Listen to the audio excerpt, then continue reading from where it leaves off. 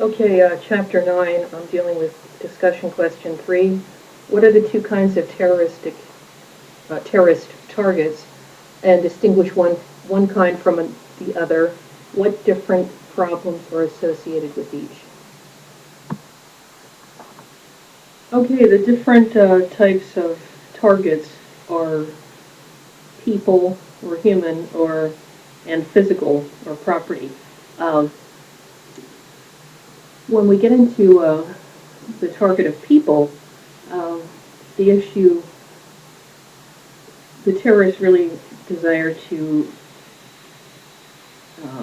have a psychological advantage and overpower the will of those targeted. And the terrorists are going to have demands, so or whatever their agenda is. So um, their desire is to work at that level. And also, they seek to kill some people, but they also understand the importance of having survivors that were able to witness that, which is a powerful tool for them um, in gaining control after the fact. Um, um, Snow uses the term cost tolerance. They use that to determine how this impacts the society and at what point they won't tolerate it. Will they tolerate some of that or not? And generally, when um, the actual target is a person, not a property, it's a deeper emotion, uh, more of a invasion of privacy compared to an actual property. Um, when we get into property or physical targets,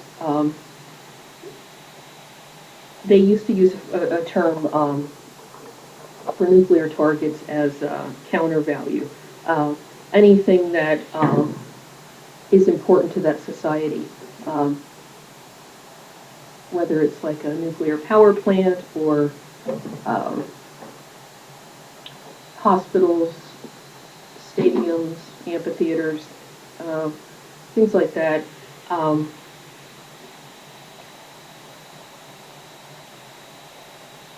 those are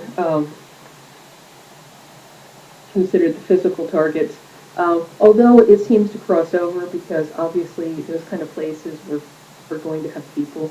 Um, and like the World Trade Center, for example, that would be a physical or counter value uh, type of target.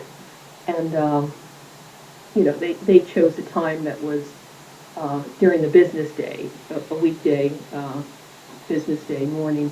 So it was a populated uh, physical target.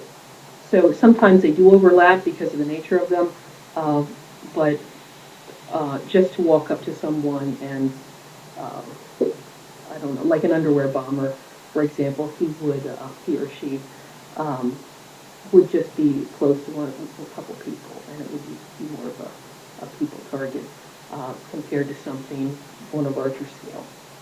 Um, People tend to be more racked with emotion when it is a person target, but physical targets also um, have a way of interrupting people's lives, their sense of security and their way of life, and liberties, freedoms, like we've seen with um, going to different areas, um, whether you're going to a concert now or to take a domestic or international flight. There's metal detectors and there's scanners. There's a whole different procedure that didn't exist uh, prior to 9/11. Different problems associated with each type of target. Um, um, Basically, like page 2, 219 kind of wraps it up by saying that um,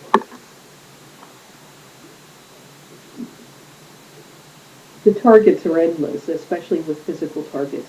And with people, I believe that's you could use the same argument. But they said as far as protection goes, it's really a risk reduction and not an elimination of risk. There's just so many endless possibilities that it's impossible to have a full comprehensive plan to protect everyone and everything. So the plan has to be concerned about reduction and not believe we can actually eliminate it.